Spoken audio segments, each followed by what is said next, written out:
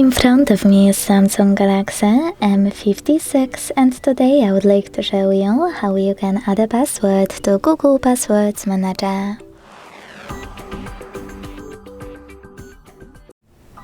Begin by opening Settings and scrolling down to hit Google.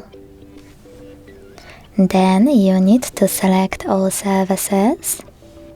Scroll over here and tap on Autofill with Google. Now select Google Password Manager. Hit Add Password and input all of those informations. At the top, you can type in any website or click on Select App and tap on the chosen one. Then enter your username, email or phone number, password, and even take some helpful notes. When you finish, hit Save at the top right corner. Thanks so much for watching. If you enjoyed this video, don't forget to leave a like, comment and subscribe.